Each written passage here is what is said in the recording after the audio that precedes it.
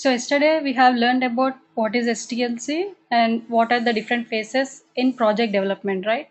So today we are going to learn software testing lifecycle, what is a black box testing and white box testing, different levels of testing involved in testing field, and how to write a test case on an application. So before going to today's agenda, do you have any doubts in yesterday's class?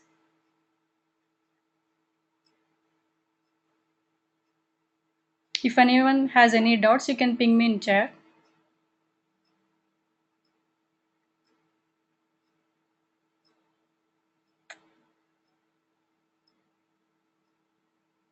Okay, so today let's see what is a software testing life cycle. So yesterday in STLC we have seen different phases like requirements gathering, analysis, design, coding, testing, and maintenance, right? So the fifth phase of development life cycle is nothing but our testing life cycle. So for our testing process also we follow a particular process which is nothing but called as software testing life cycle. So what are the different phases involved in software testing lifecycle? We'll see now.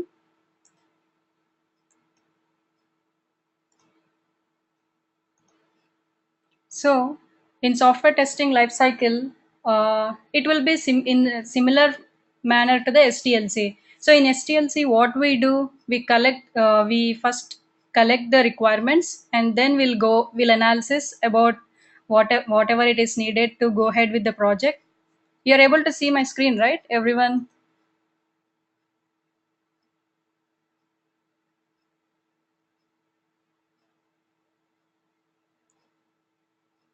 are you able to see my screen?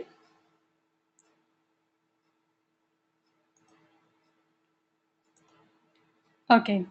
So the software testing lifecycle is similar to software development lifecycle. Whatever we do in the process in development, it will be in similar manner in testing lifecycle also. What do we do? So first we start with the test planning, then go for design, like how do we do in STLC, then we go for execution. It's nothing but like we can see as a coding phase and defect creation and reporting. So what do we do in each phase here? So test planning. So what do you mean by test planning? So before going to anything, like before going to write a test case or before going to execute any test case, first we need to know different things about a project. So in test planning, what are the things we do? For example, let's take an application as QA discussions.com. Okay, so this is our website. This is our live application, and then so we got this project to our company. So our company name is XYZ. Okay, so now we have team QA, we have 3 persons, and dev we have 2. So let's not care about any development team or anything, we'll just concentrate on a QA field. Okay, so in test plan, before going to write a test case, we need to write a test plan. So we call this test plan document as IEEE 827. So there is a organization called IEEE which will give standards to all IT companies which are present in the market. Like how we have W3C standards for all website, right? In the same form, in the similar form, for test plan also we have some document. Each and every document whatever there, like BRD document will have some designation, test plan document will have some designation. So each document, why we are giving a name. So we have different types of companies, right? So each company can go for their own model, but then all companies should follow one similar process. That's the reason we already define a template for this. So we have a template. Template means nothing but a predefined format. So this predefined format should be followed by all the IT companies in this market. Okay. So then what will be this template consisting of? So before going to any testing, what we need to know for a For a project, we need to know what is the main objective of a project. We need to know how many resources available. We need to know what are the deliverables we are going to give. So how do we will give deliverables? Means if we, for example, if you say QA discussions forum.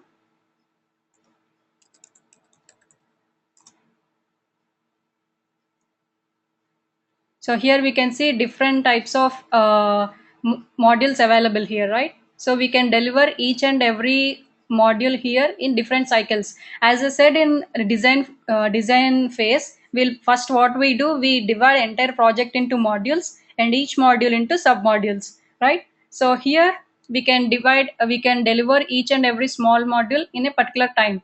So what do we do in this deliverables? We will say we complete testing in, first of all we'll write test cases for first module, for example dashboard. Then we'll go to some registration form, and then the next deliverable. These are the deliverables. We'll give certain date form. Here we give some date and we'll say on particular this date we are going to deliver a particular dashboard, and then after this module completed, and again we'll go for a registration module, and we'll also maintain a date here. So in this way we'll give some deliverables date also here. So these are all necessary. And also in test plan we have so many things. We also discuss test plan in detail, but I'm giving an overview of a test plan for you now. Okay, so what is an entry criteria,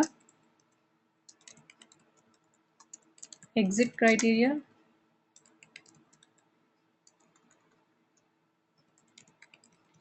or we can say suspension criteria. So what do you mean by entry criteria, exit criteria? Suppose we are having an application, so with what functionalities, what are the different types of testing we are going to do?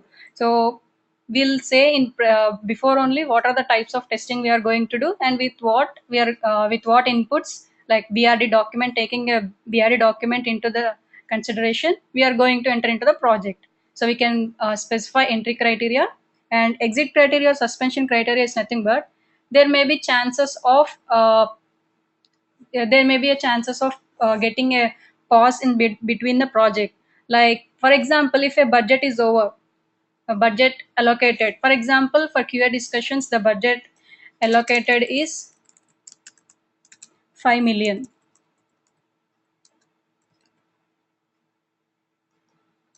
But then after completing writing a test cases, see we have these resources, developer, not only these resources will have for a project we have different types of teams. So each day per hour they'll give some, they'll release some amount, right? So taking it all into those consideration, as for suppose after this is a long term project that is for 10 years, so after 5 years the budget has been exhausted. So what we'll do, we'll stop the project until and unless we get a we get again the payment, then only we'll go to we are going to start. So this is a simple example of suspension criteria. Suspension is nothing but we are going to stop the project.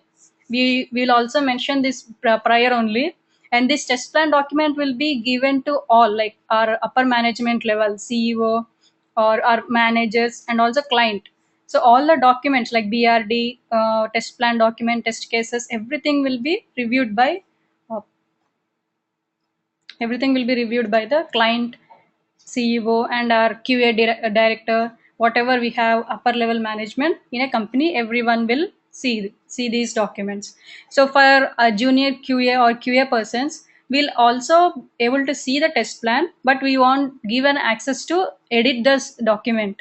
Instead of editing, this will be given to QA people as a read only mode. So we can read the test plan, but we cannot modify anything. Only QA manager will be able to modify anything. Okay. And what are there? So we have test plan, objective, resources available, deliverables, entry exit criteria, and schedule. Day to day schedule will give day to day in the sense cycle to cycle. And then we'll have uh, resource planning. Means if we are having first of all, for any application, we do manual testing. Then only we go for automation testing. Without doing any manual testing on an application, we can't do automation, because we need to see manually first whatever GUI elements we are having in an application. We have to verify those things manually, like if it is accepting or not. For example, if I take any login form, there itself, for username or email ID, it's not accepting. It's not the application is not standard. If the application is not standard, then we cannot go for automation testing. After completing the manual testing only, any project can opt automation testing.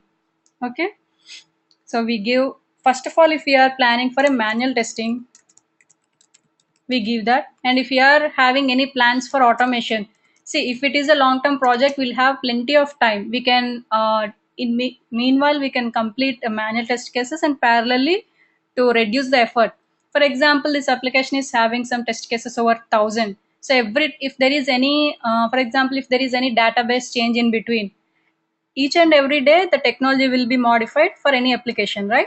So if the technology is being changed and we want to implement those technology in our application to be competitive to other already existing companies, so what we need to do, we need to upgrade. For example, if there is any situation like we need to change the database, so what do?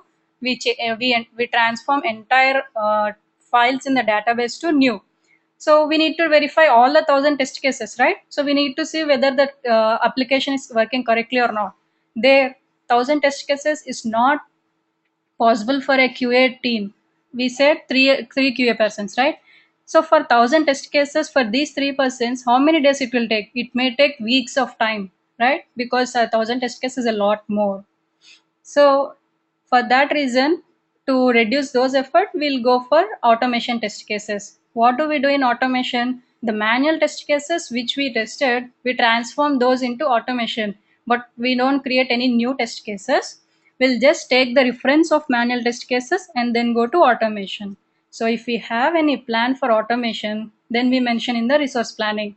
So in this way, we have so many things in test plan. We'll also discuss it in brief.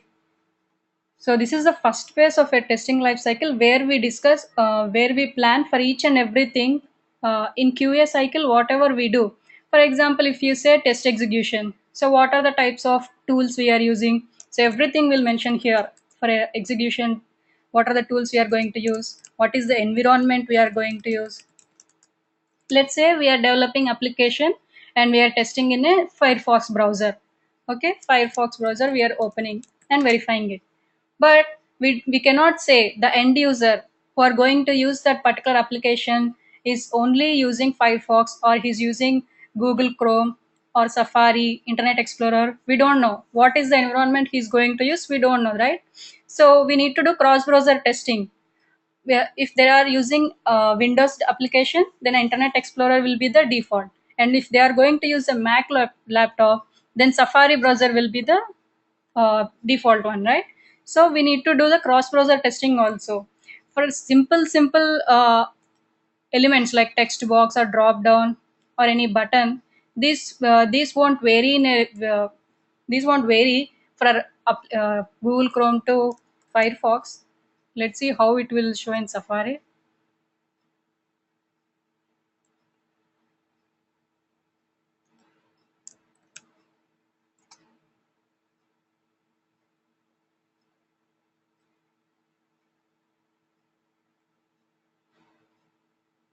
See, here the look and feel is also same. It is very similar to Chrome also. But if we have some complex, like if we take a registration form, it is having so many modules. We need to see whether everything is same or not. See how there is a drop down here. It is in this form. But if we open in Chrome, how it will be? We need to verify. We need to see in each and every browser here. It is also same. Let's see in Firefox.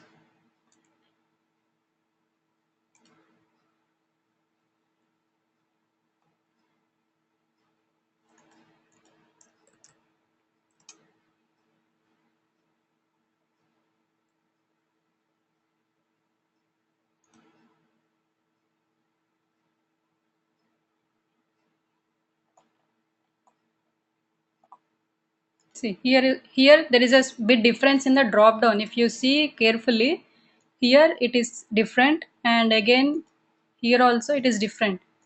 There is no drag bar here in this Google Chrome, but we are getting a drag bar in Chrome, right?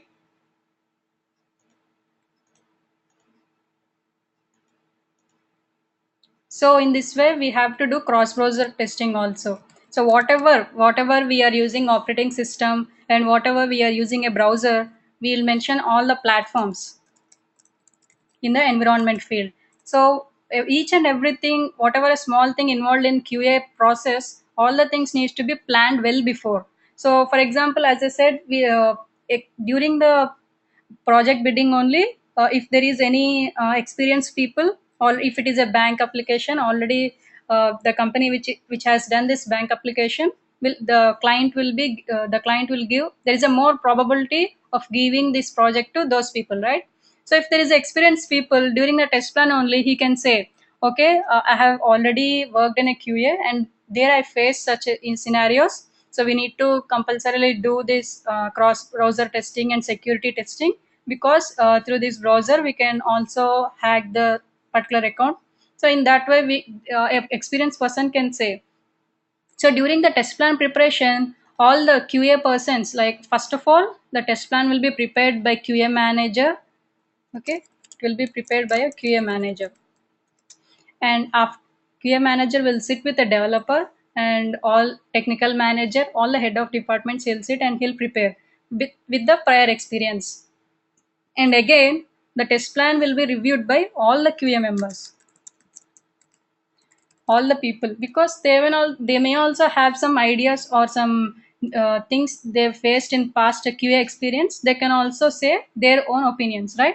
So in this way, all the things will be planned well before. So QA, this test plan will be prepared by QA manager and also will be discussed with the QA members later on. This test plan document will be access will be given to all team members, but then there won't be any edit mode. It will be in a read only mode.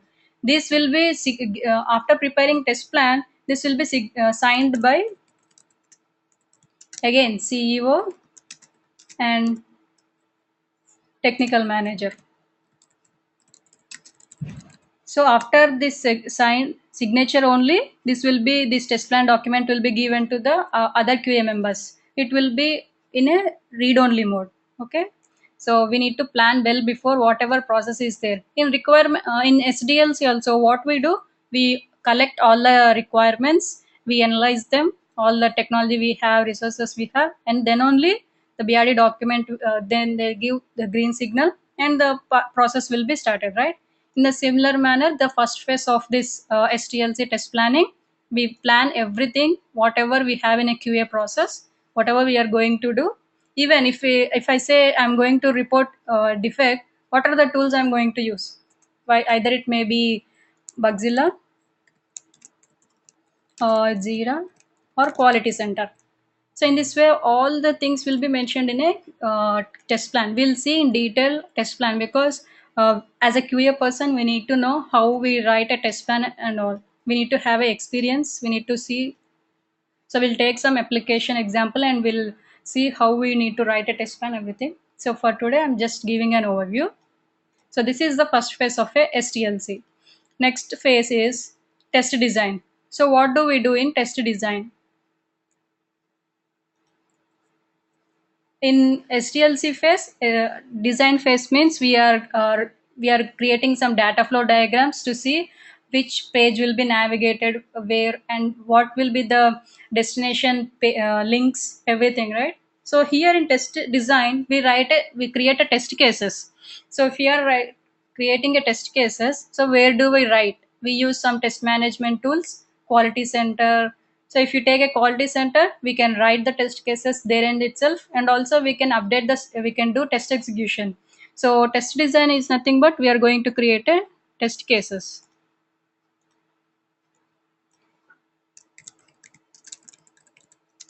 use in certain tools called Quality Center. So we can write test cases by using different techniques. So for example, if we want to create, if we have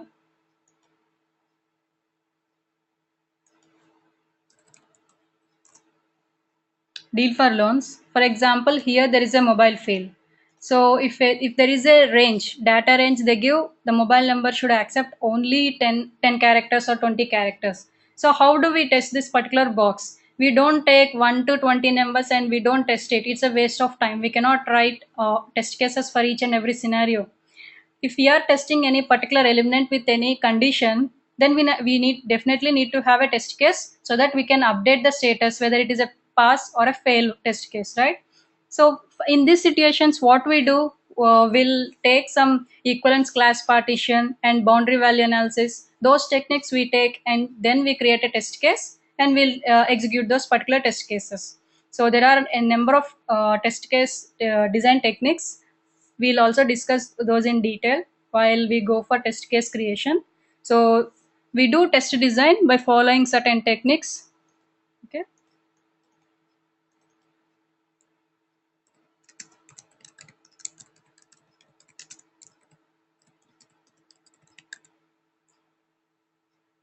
So in test design, what we do, we write the test cases by using some test design techniques. Okay. And then what will be my next phase? The next phase is a test execution. Here we execute the test cases in tools. For example, if it is an Excel sheet, or what do we do in test execution? We actually execute test cases. What do you mean by executing execution of test cases? For example, if I have a BRD document, so before going to this test execution, let's see how it will be a BRD document. As I said, BRD means business requirement document. All the things which are related to an application will be mentioned over there, right? So what I said, our application is a QA discussions, right? So our application is QA discussions and it is a BRD document. For example, we can see a login form as this one. Like we need to give our username, password, and we have to log in. So in BRD, before this application only, they'll we need to give this particular document to developer and also QA. So developer need to have all these things, like it should accept alphabets or numeric values and special characters. So if a developer needs to develop an application, he need to have an idea. So with taking, he need to have some inputs so that he can go ahead and create some logic, which will be a functional thing tomorrow. So he need to have all the do's and do nots so that he can create an application, and also he need to have some screen capture. So if we take some screen capture, like we need to mention login above and we need to have some register link and some forgot password. So if we give some idea, it will be easy for a developer to do. And as a tester, before creating test case, see in every company, during the development phase only, the BRD document will be given to development team and also QA team at the same time. Why? If we have this document and we don't have any application, we can go ahead and create test case, right? So we should not waste any time. So we should not be idle until the developer takes some 30 days of time and he creates a certain piece of application and he deliver to us. So we cannot waste the 30 days of time. The testers also should utilize the time, right? So what we do as a tester, we also take the BRD document.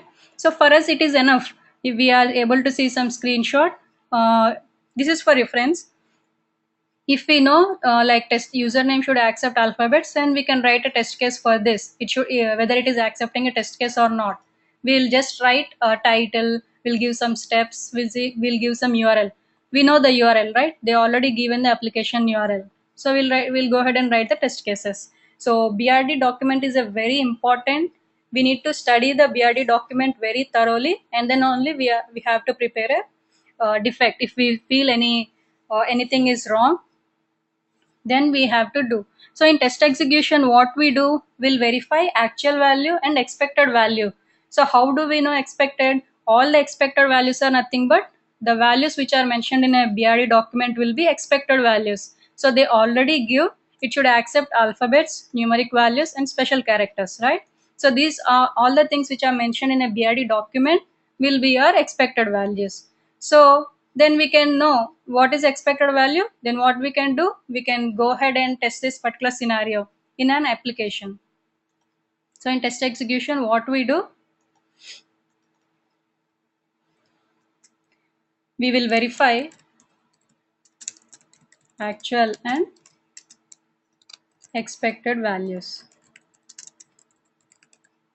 Okay, so if we find whatever we do, we'll have all the test cases, whatever we prepare the test cases in previous phase, we as soon as we get an application, then we'll execute all the test cases against the application, and we'll verify we already have expected values, so we'll see what is the result.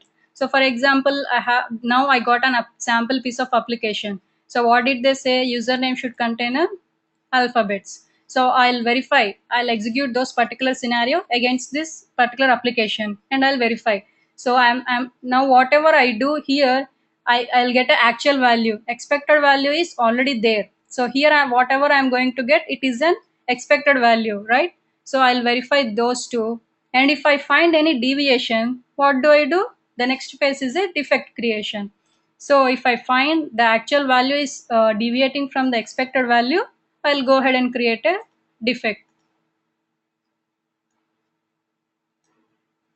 So deviation in result.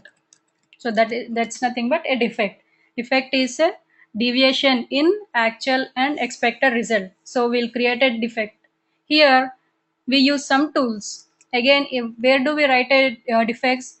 Whatever we write, we need to give it to a development team. So for example, we say in this application, the defect is related to DBA. If I click on register link, and I get a form here. So whatever I do, if I click on a complete sign up, I need to get a okay, your account is successfully created. Instead of that, if it is giving an error like there is please contact the administrator, there is no account here. So it may be belonging to server error, or it may be an error due to database missing. We don't know whatever error it is. What do we do? As and when we get some error, we just create in a tool and we'll give it to a QA manager. So if the this will have this is this particular defect tool will have access to DBA team, administration team, development team, manager. Everyone will have the access. So for those access, we need to use some tools. If we use Excel sheet, it won't be a good practice. Why? Any person can modify that particular document, or even there is a chance of missing the document, right? So we need to use certain tools. We can use either a quality center, or we can use Jira. Okay, so there are certain tools for this defect creation. So we write whenever we find a deviation in result, we'll go ahead and create those defects in QC and Jira. There are so many tools in the market, but these two are a bit popular and widely used in IT market. So I'm mentioning these names. Zira is a product of Atlassian company, and QC is from HP. So now QC is modified to ALM. So now we need to call it as a ALM, not QC. It is 11.5 latest version. Okay, so after defect creation, we report it. So it is the same tool. What we do, we give defects to the development team. Again, development team will fix it, and again we'll execute that particular. So after we make that, after we ensure that the defect is okay, it is fixed, then only it will be given. We see what is a defect life cycle also in our coming classes. Okay, so here this will be a cyclic process. Until and unless we feel that particular defect is fixed, we'll give to development team, and it will come to execution. Again we create a defect, again it will go to development team. So this will be a cyclic process over here, until and unless a bug is fixed. Okay, so this is what about a software testing life cycle. Do you have any questions here? If you have anything, you can ask me.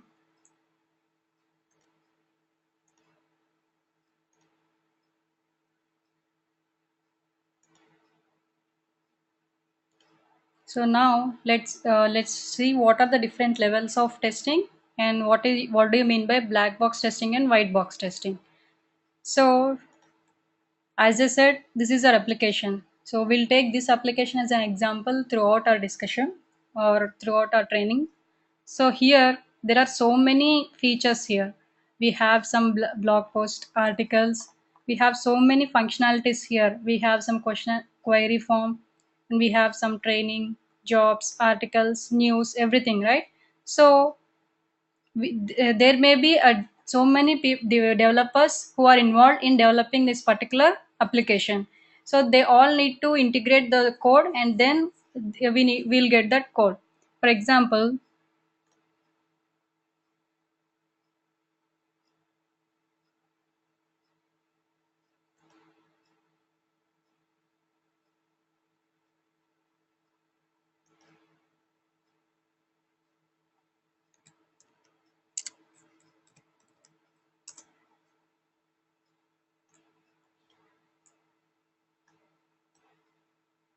so we are having different modules over here. This is a module, this is a module, and this is a module. So all will develop a code, and they'll integrate a code, and at a point they'll all mix the code, they'll integrate the code, and then it will be released, so that we have a application ready. Everything will be given into live now. After testing, it will be given into your live. Then we have a the entire code will, and the logic will be transformed into an application over here. So here whatever code is there here, they are testing, they all integrate the code from each and every desktop, and then they'll integrate here and they'll do testing. So here, who is doing this particular type of testing? Developers, right? So developers will do this particular type of testing, and this is called unit testing. And here,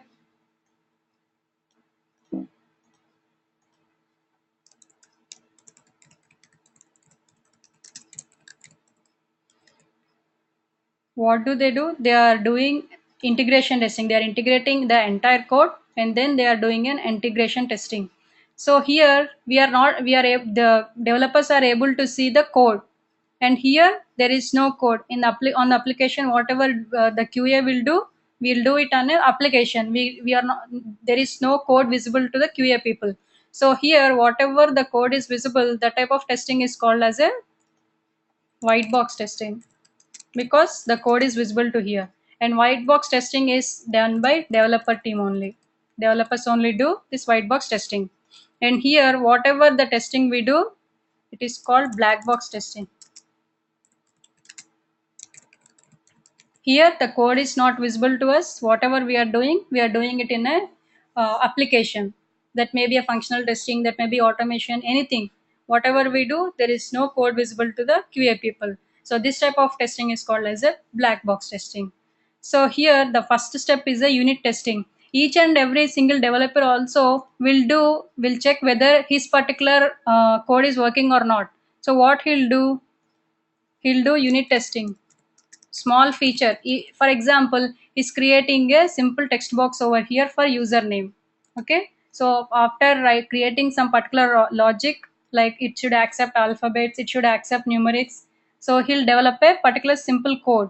So for this thing also he need to verify whether it is working or not. So what he'll do, he'll just verify in his system whether it is showing some username and it is accepting or not. So simple units also he need to verify whether it is working correctly or not. And on a whole, after integrating all the code, for example, the home is developed by other developer, blocks is developed by another developer. So they'll integrate the code and then they'll also verify here.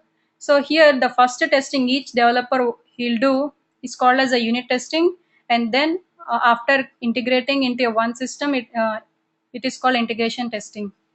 And the next one, whatever we do, is called system testing. In system testing, all types of testing are covered. That may be any load testing, that may be performance testing, or that may be stress testing, security testing, functional testing, GUI testing. Whatever testing we do, it is all the types of testing will come under a system testing. We have so many types of testing in QA field. So all those testing will come under a system testing. And then after system testing, what do we do? Yesterday, as I said, we also do user acceptance testing. So after everything is ready in QA, we'll deliver it into a client's box, right? In client system also we'll verify. So in client system, if we do, it is called as alpha testing, and if we do in on our system, it is called as beta testing. So we do user acceptance testing here.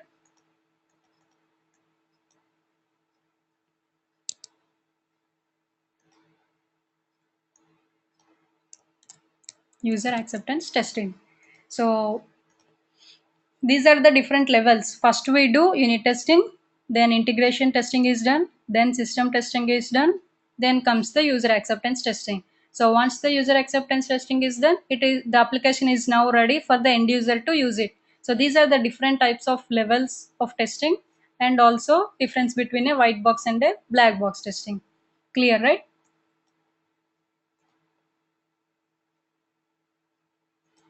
Okay. So now the most important part for a tester, how to create a test case. What is a test case? How many types of a test case are there? So we usually here for a QA, the main role comes in preparation of test cases and defects. So we need to be very careful in doing, because it is a primary responsibility for a tester to do. The primary responsibility of a developer is to write a code in a correct form. For us to write a test case, and then because test case is nothing but we are testing the functionality against the application. So this, if it is if we are ensuring the quality, it means we are the application is ready to use for an end user, right? So we need to carefully write a test case. So what is a test case? For example,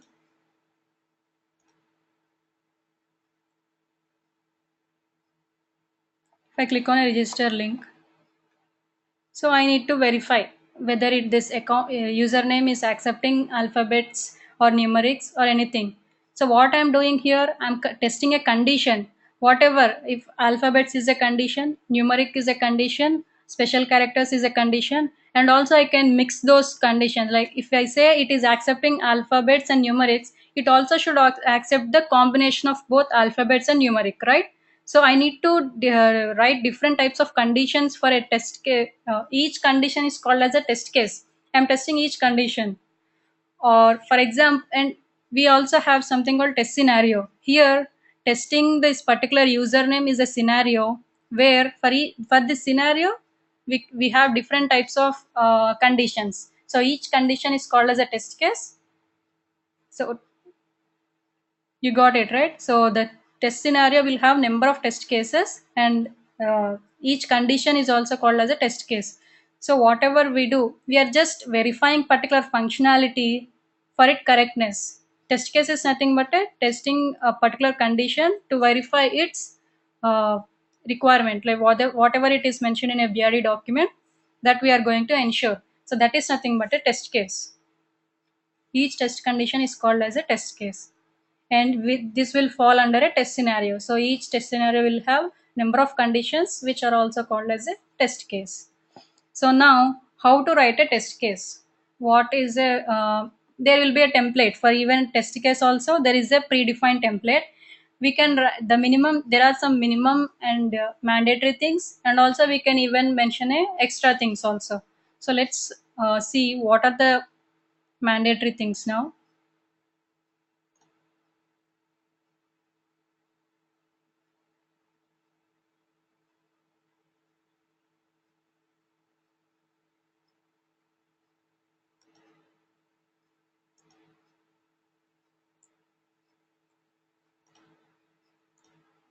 So for example, I'm going to test a case like username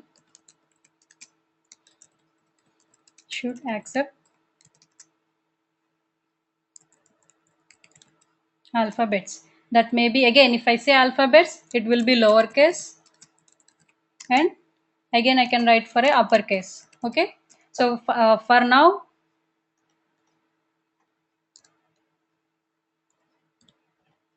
this is my test scenario. So for this particular test scenario, I have to write a test case. So if I want to write a test case, there is a predefined template. I need to mention a title.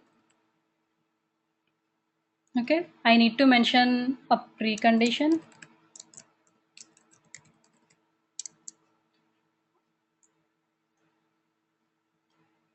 I need to write a description. It's a optional one. Test steps.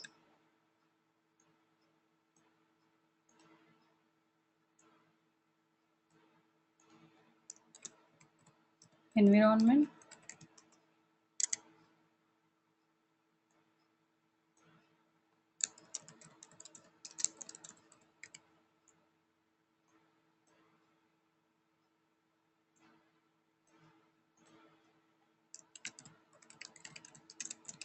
Expected value. So if we are executing a test case, it means we are verifying actual and expected value, right? So we need to have these values also here. And there is some optional field called keywords. So what would be my title? What I am verifying here? Username should accept lowercase letters.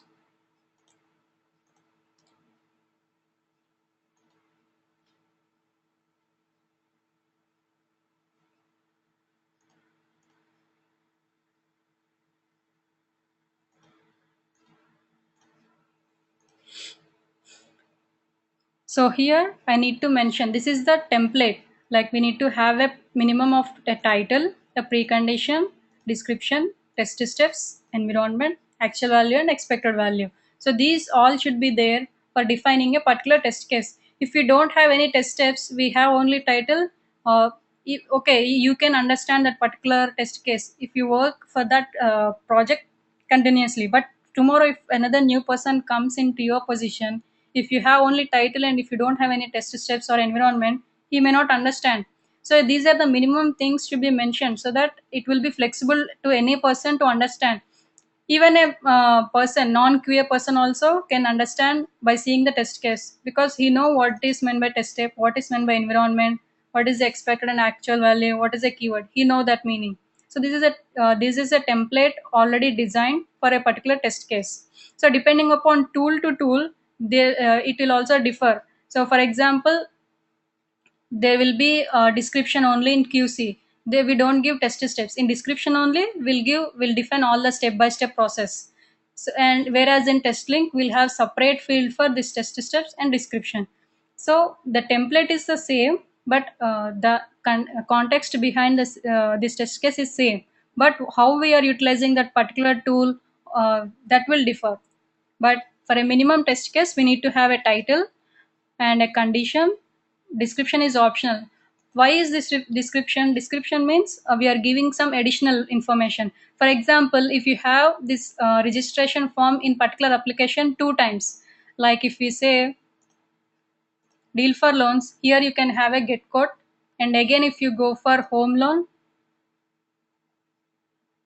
again here the same similar form we are having to get a quote of home loan. So we don't know which one we are verifying. So for that reason, we can mention in the description field like under home loan, this get code button. So here we are working. So if we have any such scenarios, we can mention those extra points under a description. So we may or may not give that description, but it is better to always have a description.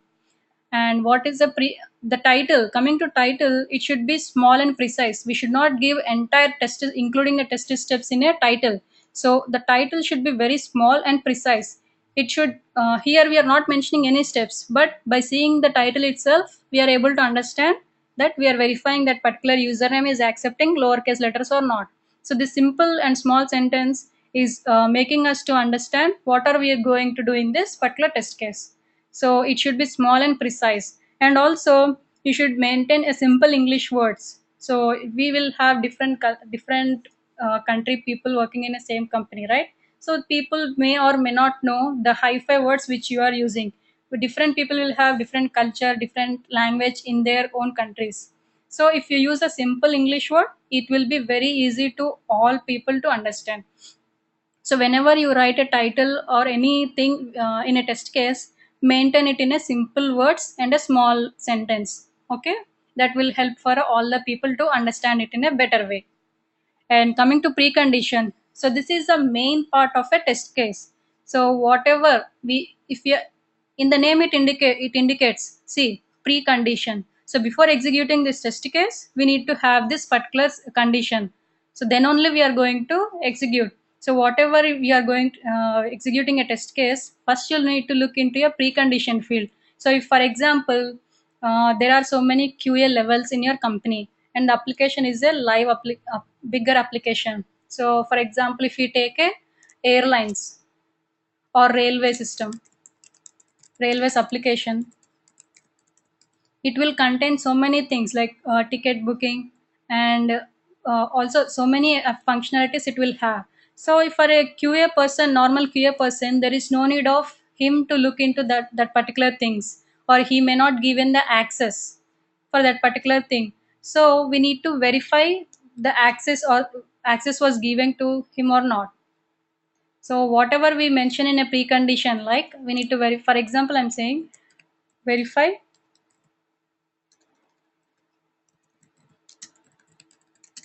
access to the register. So here what we are doing in this particular application, we are verifying a precondition. So for example, in an IT company, there won't be any access of Gmail. In some IT companies, they won't give access to a social networking sites and so on. Or if your company is belonging to email marketing company itself, and you need to verify, and the access is not given to you. So if you go and open that particular application, you will see error 404.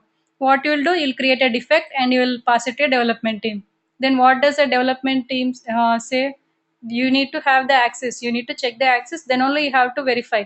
So for those reasons, we should not simply create a defect. We need to first discuss with the QA lead, then only we'll create a defect, right? So here, whatever, so for before going execution of this test case, you need to have the access. So whatever the condition needed prior to uh, execute that particular test case, we need to mention in a precondition. So precondition is the very important point. It may have for each and every test case or not. If there is any something important, we need to mention in a precondition before going to execute that particular test case. For example, if I want to verify, for example, if I want to verify my letter is a particular my email, I'm drafting an email, I'm composing it to a through a gateway, where I need to see whether gateway is working correctly or not. Even we'll verify backend. There is some backend testing also in QA. So if you are going to test backend testing, what do we need to do? For example, we want to verify the server functionality. What you may increase the stress to the server, where the particular email should not be able to deliver. So there you need to verify. We need to mention the precondition, right? You need to mention here increase load on server. So we need to do some modifications, and then only we need to execute this particular test case. So whatever there is a precondition to go ahead and execute this test case, so we need to mention then and there itself. So if you don't increase the load in the backend server, and if you are going to test that particular application, it's a waste, because the main intent here is to verify if we increase load on a server, whether it is able to deliver that particular email in the inbox for end user, right? So the main intent is to verify that scenario. But here, if you miss this precondition and verify composing and delivering in inbox, it will normally it will deliver without any problem, right? So in such scenarios, we need to mention the precondition compulsorily. So whatever we need before executing the test case, we'll mention in a precondition. This will be there for every test case or not, depending upon the complexity of a test case. We have to mention precondition. And coming to test steps. So how do we give these test steps?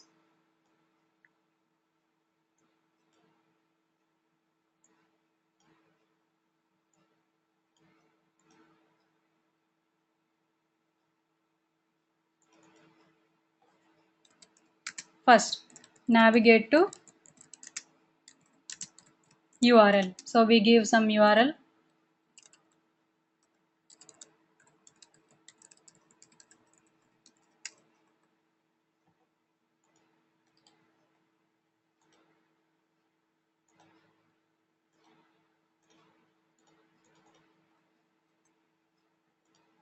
And the second point,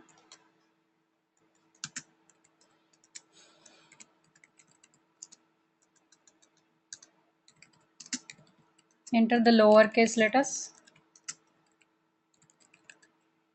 And the third point, click on,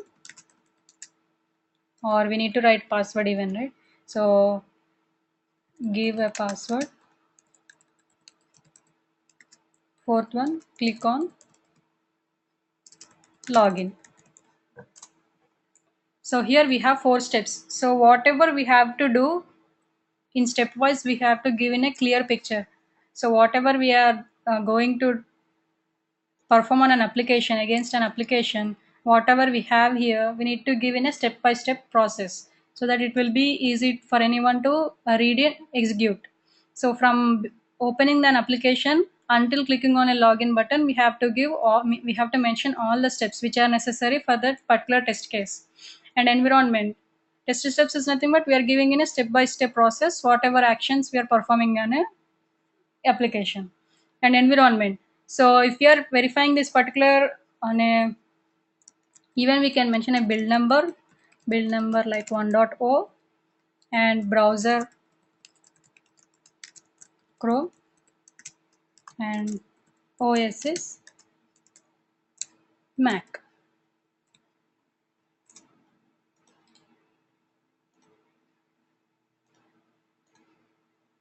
As I said, environment is nothing but whatever we are having, like either it may be software or hardware, wherever we are testing this particular application, this is called as an environment. So we'll mention environment also. So what is the importance of environment? See, the developer, when we give some logic, he may develop in particular by you. He may, while developing a code, he'll write a code and he'll test in a IE or Chrome. He may not be aware of this another browsers like Safari, Netscape. We have so many types of browsers, right? So he may not be aware of those things. So if we mention this environment, we have to test in these particular browsers or operating system, it will be easy for developer. So while developing the next code, what he'll do, as and when he develops some unit code, he'll verify against all the browsers. One time he'll do on a IE, Chrome, Firefox, and Safari. So environment plays a major role here. Even the browsers will are also updating day by day. Before 6 months, we used to have Firefox 4.0, but now present version of Firefox is 16.0, right? So even it will also make a difference. The web application, we used to have HTML before. Now we are having HTML5, and also we are having a jQuery. So if we are designing any web elements, it will make a lot of difference from browser to browser, and also application. So we have to see all the environment carefully, because we don't know what the end user is going to use. Everything, whatever we are doing, it should be comfortable. If Gmail is comfortable only, we'll use that particular Gmail. If it is, if we are not able to understand how to compose, how to draft a mail, how to send, how to check inbox, how to check the notifications, if we don't know, we don't use those particular applications, right? So the environment plays a major role.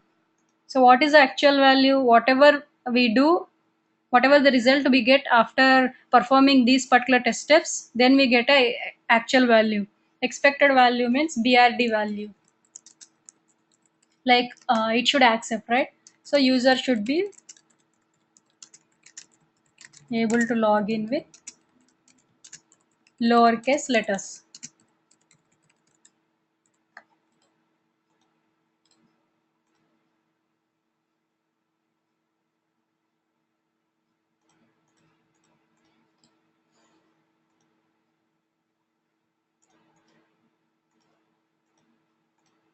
So expected value will always there in a BRD document. So this is what expected value and actual value. So what is the keyword here? For example, you'll have a regression testing. As I said, if you are modifying from 1 dB to another dB, so what you will do?